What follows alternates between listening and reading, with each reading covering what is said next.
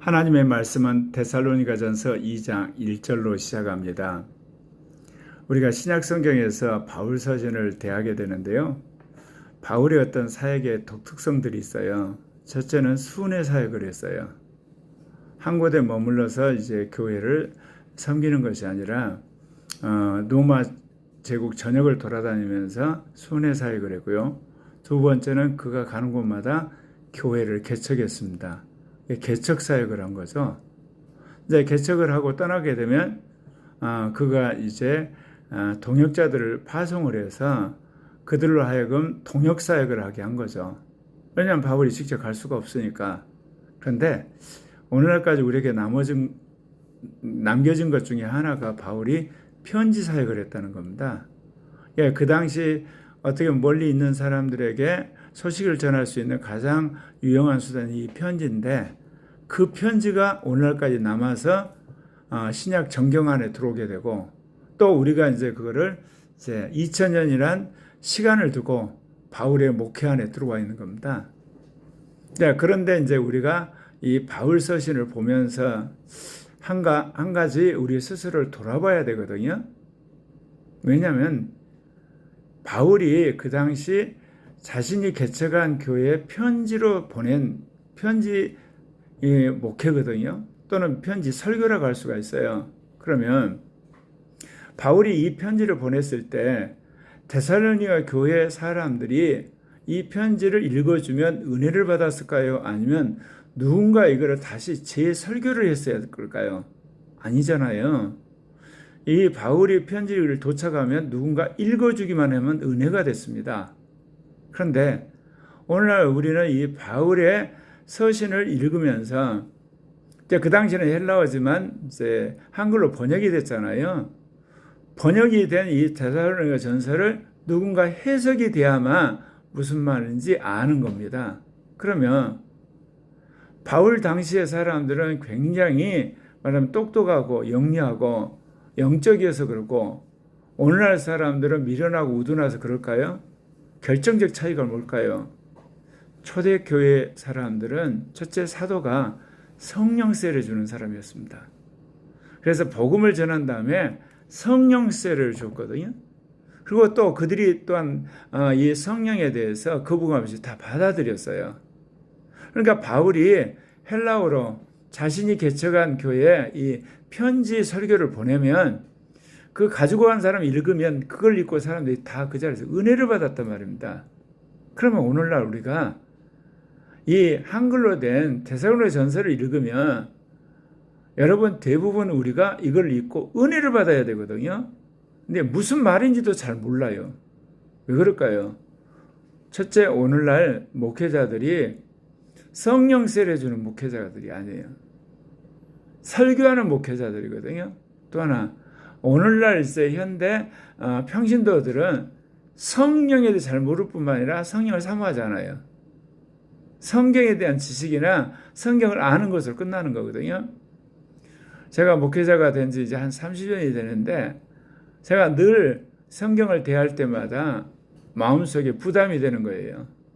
사도와 선지자들은 성령을 받았을 뿐만 아니라 가는 곳마다 성령을 주는 종이었는데, 늦은 비성령 시대에 나는 아직도, 물론 목회를 하고 저와 이제 접촉을 하는 사람들에게는 다 성령 세례 받게 하고 방언 받게 하는데, 사도들처럼 가서 복음 전하자마자 안수하면 성령이 임해본다든지, 아니면 설교 전하면 그냥 성령이 확 임해버린다든지, 아니면 같이 기도하면 성령이 임할 정도의 어떤 영적 파워가 없는 게 참 제가 마음속으로 안타까운데, 물론 지금도 계속 43년 동안 기도하고 있죠. 제가 여러분에게 이 말씀 드린 것은, 생각나시면 저를 위해서 기도하시는 거 물론이지만, 여러분 스스로가 성령 충만해서 이 데살로니가 전서만 읽어도 여러분이 대충 이해가 되고, 특별히 레마가 임하는 여러분이 되셔야 돼요. 그러면 여러분 생각하기에, 그렇죠, 그러면 목사는 뭐 필요하냐? 아니에요. 여러분은 성경을 읽고 은혜를 받아서 여러분이 나름대로 믿음이 생기지만, 목회자는 그 성경을 읽고 그리고 이해가 되고 믿고 살아버린 사람이에요. 살아버린 사람이 이제 믿은 사람한테 어떻게 사는가를 가르쳐야 될 시대가 왔다, 그 이야기입니다. 형제들아, 우리가 너희 가운데 들어간 것이 헛되지 않은 줄을 너희가 친히 아나니. 바울이 이제 빌립보에서 핍박을 받다가 이제 피한 것이 데살로니가였고, 거기에서 복음을 전하다가 이제 귀부인들과 그리고 여러 사람들이 이제 복음을 듣게 되고, 그래서 3주 만에 교회가 세워진 거. 그것을 이제 바울이 되새기고 있는 겁니다. 우리가 너희들 가운데 들어간 것이 헛되지 않아서 너희가 예수를 믿게 되고 이렇게 교회까지 세워진 거 아니지 않냐. 너희가 아는 바와 같이 우리가 먼저 빌립보에서 고난과 능력을 당하였으나 우리 하나님을 힘입어 많은 싸움 중에 하나님의 복음을 너희에게 전하였느라. 오늘날 한국 같은 그 상황에서 예수 그리스도의 복음을 전한다고 해서 고난과 능력을 당하는 것은 아니에요. 물론 이재명 지와 더불어민주당이 한국교회에 이제 손발을 자르기 위해서 21개 신학대학 중에서 그 중에 11개만 나오고 10개 대학을 종교 지도자 양성대학에서 제껴버렸어요. 이유인지 뭐냐면 신학과가 있는 대학은 모르지만 예를 들면 그 기독교 교육학과라든지 교회 음악과라든지 사회복지학과 있는 대학은 그게 이제 종교 지도자 키우는 학교 아니라는 거죠. 그래서 이제 10개의 대학을 이제 종교 지도자 양성대학에서 제껴버린 거거든요. 교묘하게 이 한국 기독교 팔다리를 자르는 그런 것들은 있지만, 그래도 이제 우리가 예수 그리스도의 복음을 전하는데 고난과 능력을 당하지는 않죠. 얼마든지 복음을 전할 수는 있어요. 근데 문제는 복음에 능력이 없다는 겁니다. 그런 의미에서 저도 굉장히 부담을 갖고 있어요. 제가 성령세를 받고 나서 이날까지 43년 동안 말씀을 전할 때마다 제가 늘 마음 안에서 안타까워 그런 거예요. 내가 말씀을 전할 때 예수님처럼 수많은 사람들이 병이 낫고 귀신이 나가고, 또 이 사도들이 말씀을 전할 때 그게 레마가 되고 사람들이 뒤집어지고 변화되고, 그 정도로 파워 있는 종이 되지 못한 거, 저는 죽는 날까지 그렇게 되기를 기도를 하고 주님한테 이제 계속해서 하는데, 점점 이게 성령의 기름 부음이 강해져 가는 것을 느끼게 됩니다. 뿐만 아니라 코리아 교회 이제 간사님들이나 또 우리 청년들, 청소년, 어린이들 안에도 그런 이제 기름 부음이 차고 가는 것을 느끼긴 해요. 그러나 아직 우리가 뭐 이게 대한민국을 뒤집을 정도로 그런 파워풀한 종과 그런 교회가 안 된 것이 참 안타깝긴 합니다. 그러나 포기는 하지 않으면 하나님 언젠가 그렇게 하실 거라 믿어요. 우리의 권면은 간사람이나 부정에서 난 것이 아니라 속임수로 하는 것이 아니라, 바울이 이제 이 데살로니가 교회에서 3주 동안 복음을 전해서 교회를 세웠는데요.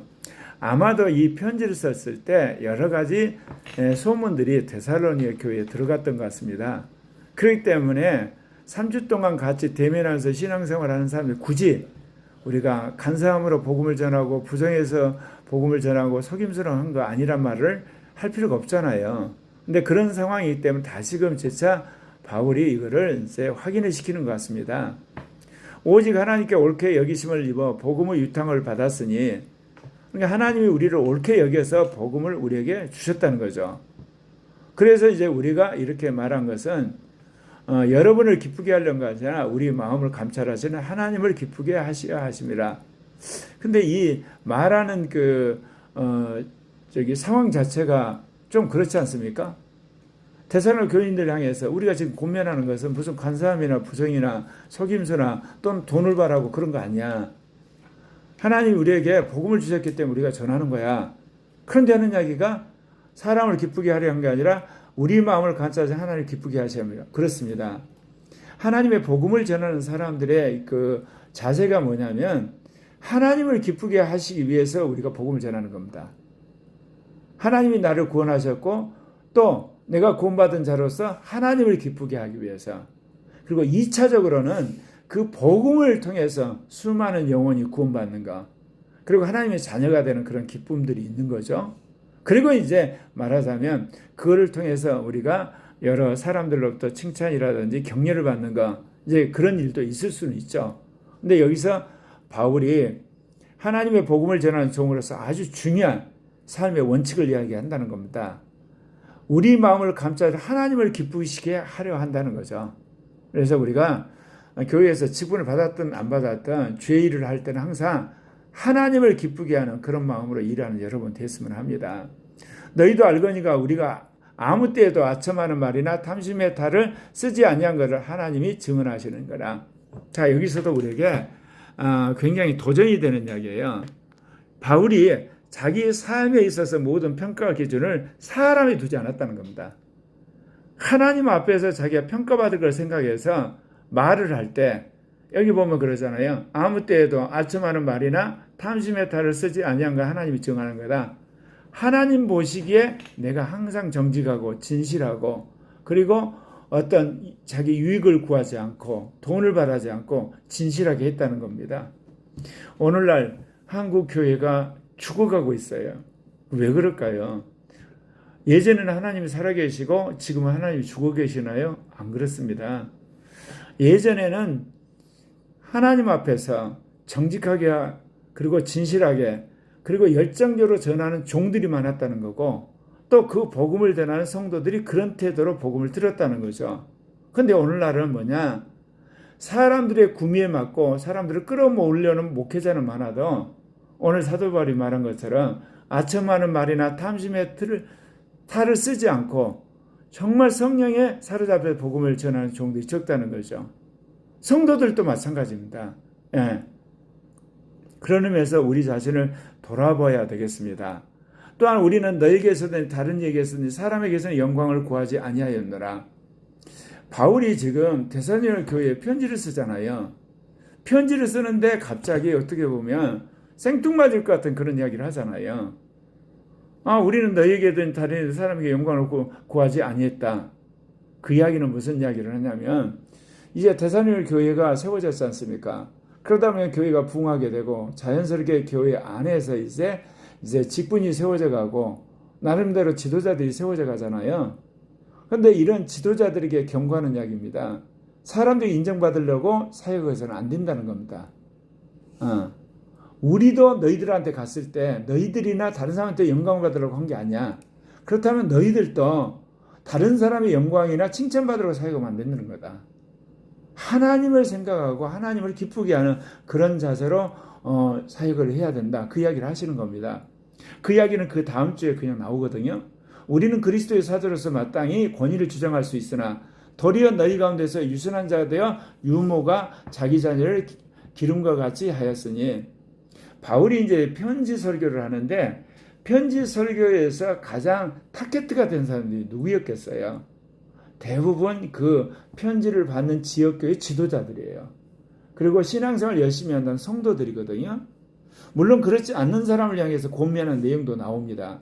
그러니까 바울이 뭐냐? 우리가 사도로서 마땅히 너희들에게 권위를 행사하고 요구할 것도 많았지만 우리가 유모가 자기 자녀를 기름같이 유순한 자로 너희를 섬겼다. 그러니까 너희들도 내가 그렇게 한 것처럼 그 교회에 있는 성도들을 섬겼으면 좋겠다 그 이야기를 하는 겁니다. 그러면서 우리가 이같이 너희를 사모하여 하나님의 복음뿐 아니라 우리의 목숨까지도 너희에게 주기를 기뻐하면 너희가 우리의 사랑하는 자가 됨이라. 제가 이제 고려학교에서 목회하면서 하나님 복음을 전하잖아요. 나는 목숨까지는 못 주지만 내 삶의 모든 건 다 까발렸어요. 왜 까발렸냐면 목사님도 저렇게 죄짓고 한마디로 이렇게 목사님도 실수하고 목사님도 저렇게 고민하는구나. 그러면서 이제 그 교인들이 저를 보자잖아요. 그 목사님 변해가는구나. 그래서 형제자매들이 보면서 이제 예를 들면 위로를 받으러 나도 개체반인데 목사님도 비슷하게 개체반인데 목사님은 나하고 차이는 왜 그렇지?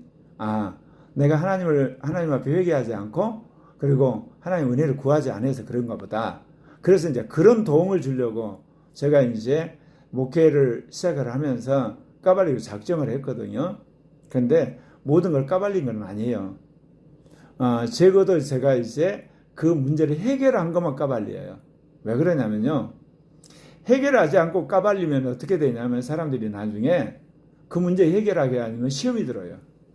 말만 하고 이렇게 목사님은 해결할 것도 없으면서 자기가 솔직한 척한다고. 그리고 이제 문제를 해결하고 이야기를 해야만 실제적으로 성도들에게 도움이 돼요. 아, 저런 상태였는데 저런 고민을 하다가 복음을 들어가지고 이렇게 해서 믿음이 생기고 나중에 그걸 끊어버렸구나 이거. 그러면 자신도 그 길을 따라오면 되는 거거든요. 그래서 제가 이제 바울이나 초대교회 이제 사도들은 순교까지 했지만 뭐 주님이 뭐 순교하라면 이제는 순교할 그런 믿음이 생겨나긴 했지만 뭐 이게 이재명 정권이나 이게 민주당이 나를 데려다가 순교를 시키겠습니까?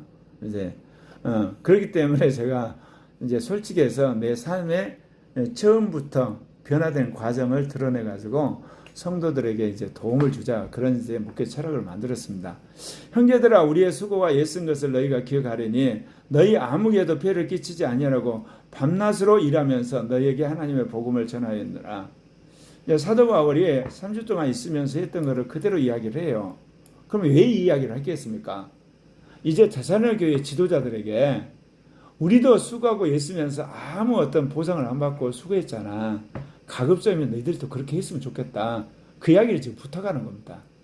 왜냐하면 교회가 처음에 이제 시작이 될 때는 사람들이 구원받은 감격 속에서 일하게 되지만 나중에 이제 직분이 있게 되고 그렇게 되면 사람들이 옛사람이 안 죽으면 이제 존경을 받으려고 그래요. 그리고 이제 그 일한 대가를 받으려고 그러고 또 이제 거꾸로 이제 이 자본주의 사회에서는 월급만이 많이 목사님이 능력 있는 사람이 된 거예요. 교회 큰 목사님이 이제 능력 있는 목사님이 되고 매스컴 타는 목사님이 이제 능력 있는 사람이 되고 사실 항상 그런 건 아닌데 이제 그렇게 되는 거거든요. 그러니까 바울이 그거를 직시하기 때문에 데살로니가 교회 지도자들에게 특별히 헌신된 사람이 그 이야기 한 거예요. 우리가 수고하고 애쓴 거 봤지? 그러니까 너희들도 밤낮으로 일하지만 하나님의 복음을 우리처럼 전해봐라. 그 이야기입니다. 우리가 너희 믿는 자들 향하여 어떻게 거룩하고 옳고 흠없이 행하였는지에 대하여 너희가 증인이와 하나님도 그러시다. 하나님 우리 교회를 제3의 교회로 부르셨는데 오늘 사도 바울이 한 말이 딱 그 말입니다. 너희 믿는 자들 향하여서 어떻게 거룩하고 옳고 흠없이 행하였는지 너희가 증인이 하나입니다. 저뿐만 아니라 고려교회 이제 간사님들이나 앞으로 지도자 될 사람들이 이런 목회했으면 좋겠어요. 그리고 주님이 지난 43년 동안 저를 훈련시킬 때 그런 거거든요. 너는 아는 것 가지고 설교하지 말고 믿는 것 가지고 설교하지 말고 산 것 갖고 해라. 정확히 말하면 아는 것 갖고 설교도 해야 되지만 그거 만족하지 말고 믿는 것 갖고 설교하고 그거 만족하지 말고 사는 것 갖고 확실히 설교해라. 사도 바울이 그런 거거든요. 어떻게 거룩하고 옳고 흠없이 행하였는지 너희가 다 봤잖냐. 하나님도 다 봤잖아. 여러분이 늘 하나님 앞에 이런 삶을 살아야 돼요. 그런데 이제 이런 말하면 대번에 열등감 느낀 사람도 있어요. 그리고 이제 자책하는 사람이 있고 심지어 자학하는 사람도 있거든요. 그거는 뭐냐면 이 사도 바울의 그 메시지를 거꾸로 행위로 해석을 하는 겁니다. 그리고 그 사람의 성과, 그 사람의 능력으로 그게 아니거든요. 사도 바울이 뭐라고 그러냐면 내가 죄인의 계수라고 그랬어요. 그러면 사도 바울이 죄인의 계수란 말을 해가지고 사람들에게 멋있게 보이고 그러면 한편에서는 자기가 거룩한 삶을 보이고 그게 아니에요. 사도 바울이 죄인의 계수라는 만큼 하나님 앞에 자기가 죄인이라는 걸 하나 느끼고 산 거예요. 그러니까 하나님이 긍휼을 베풀어서 그렇게 거룩하고 흠없게 만들어버린 거예요. 그러니까 여러분이 살인자였던 아니면 살인자가 아니든 아니면 도둑놈이었던 도둑질을 안 했던 간음을 했던 간음을 안 하던 관계없이 여러분이 사도 바울이 말한 것처럼 죄인의 괴수라는 인식이 중요한 거예요. 이거 하나님 은혜 없이는 못 산다는 그런 인식이 있고 그러니까 주님 도와주세요. 나 좀 살려주세요. 나한테 은혜 주세요 한 사람을 하나님이 확실히 은혜를 주십니다. 그러면서 변하는 거예요 이제. 그래서 사도 바울이 거룩하고 옳고 흠없는 자가 돼서 이렇게 담대하게 형제자매들에게 이야기를 할 수가 있었던 거거든요. 저도 이제 그거를 많이 흉내내고 나름대로 이제 성과를 얻고 있는 것도 있습니다. 너희도 아는 바와 같이 우리가 너희 각 사람에게 아버지가 자기 자녀하듯 권면하고 위로하고 경계하노니 이제 사도 바울이 데살로니가 교회 형제자매들에게 뭐라고 그러냐면 아버지가 자녀 권면하듯 위로한다. 이제 그런 이야기를 하잖아요. 이게 사도로서 영적 권위 갖고 이야기하는 거예요. 오늘날 목회자들이 이런 설교 교인들을 했다는 빤 맞습니다. 다 평등한 세상인데, 다 같은 인간인데 지가 목사라고 뭐 어때? 우리를 자녀고 자기는 하라고? 그걸 설교 때 이게 노골적으로 이야기해? 그런 건데, 그건 뭐냐면 사람들이 인권 개념을 신앙생활에도 갖다 대요. 신앙생활은 하나님 앞에 서는 거예요. 하나님 앞에서는 인권을 주장하는 게 아니라 인간은 죄인이라 고백을 해야 되는 겁니다. 그런데 목사님이 이런 이야기 했다고 거기다 인권 들이대가지고 기분 나빠하는 거, 얼마나 오늘날 사람들이 악한지. 근데 악한지도 몰라요. 악한지도 몰라요. 그런 의미에서 우리가 자기 자신을 돌아봐야 됩니다. 이는 너희를 부르사 자기 나라와 영광에 이르게 하시는 하나님께 합당히 사도 바울이 한 이유가 분명히 있습니다. 왜냐하면 자신이 정말 예수 믿는 사람들을 이단이라고 잡아 죽이던 살인자였다가 담에서 주님을 만나고 나니까 나 같은 정말 하나님을 때 악한 자가 없고 난 지옥 갈 인간인데 하나님 나를 구원해 주시고 사도란 직분까지 준 것에 너무 감격해가지고 목숨 건 거 아니에요.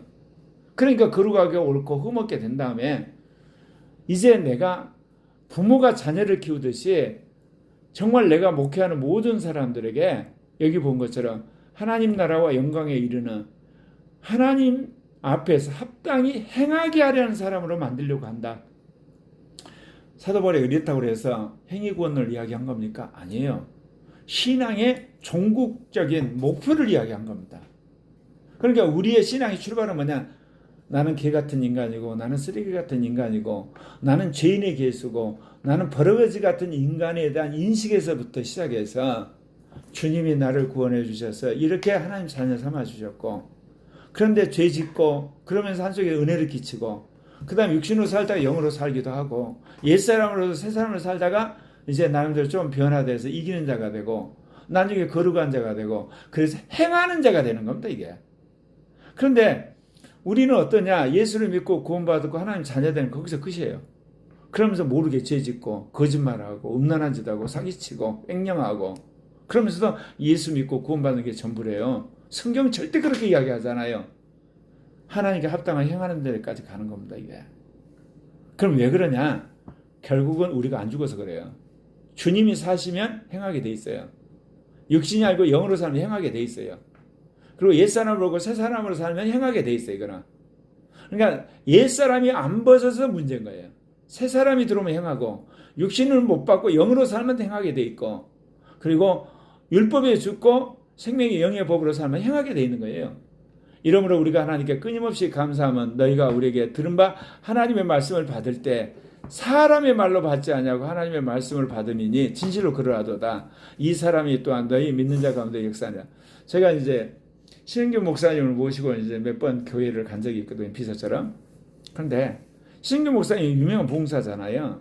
어떤 교회를 가면 사람들이 은혜를 엄청 받아요. 저도 은혜를 받고. 그런데 같은 목사님이 다른 교회를 가면 냉랭해요. 아니 사람은 똑같은 사람인데 왜 교회가 그럴까 보니까 나중에 이야기 들은 바로는 은혜 받은 교회는요. 부흥의 날짜를 놓고 몇 개월 전부터 교회가 기도를 하는 거예요. 그리고 이제 사람들이 돌아가면서 예를 들면 중보 기도를 하고 그러니까 말씀을 받을 준비가 되니까 이게 은혜가 되는데 그 은혜를 안 받은 교회를 보면 부흥의 날짜 잡아놓고 그냥 목사님 가셔서 강사를 부르신 거야. 그러니까 냉랭한 거예요.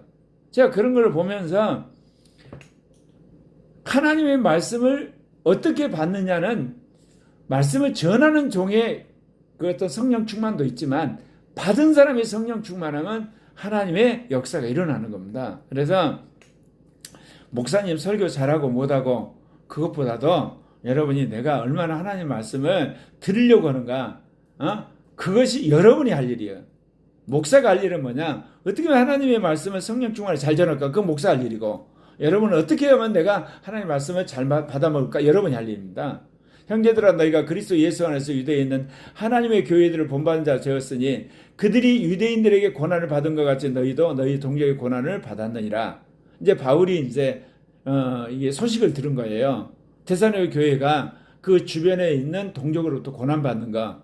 근데 유대에 있는 하나님의 교회도 그랬다. 심지어 우리의 구주 되신 예수님과 선지자들도 유대인들한테 죽임까지 당해서 쫓김을 당했다. 예.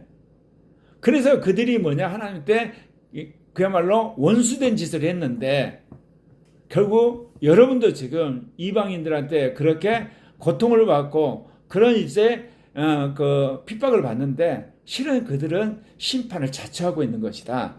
그러니까 예수님과 선지자들이 그런 핍박 속에서 복음을 전하고 이겨낸 것처럼, 그리고 유대인들에게 핍박을 받던 하나님의 교들이 그럼에도 불구하고 신앙을 지킨 것처럼 여러분도 주변에 이방인들한테 또는 그 주변 민족들한테 핍박을 받고 고통당하는 거, 여러분 거기에 기를 죽지 말고, 그리고 거기에 위축되지 말고 신앙생활 잘 하시기를 바랍니다.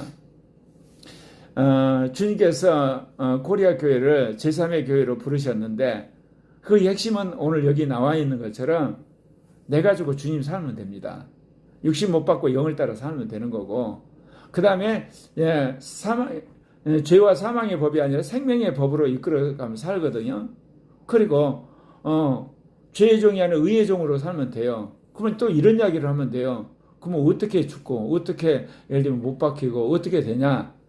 믿는 것부터 시작해요. 예수 믿을 때 나는 못 박혔고 육신도 못 박혔고 그거 자꾸 시인하시면 돼요. 그게 될 때 안에서 영이 역사를 하는 거예요. 이제 그러면서 여러분 마음이 겸손해져요. 애통해져요. 갈급해져요. 그러면 레마가 확 와버리는 거예요. 그러면서 죄가 끊어지기 시작한 거거든요. 예. 아무쪼록 우리가 다 임마누엘 이긴 자 첫째 부활의 사람들이 됐으면 합니다. 기도하십시다.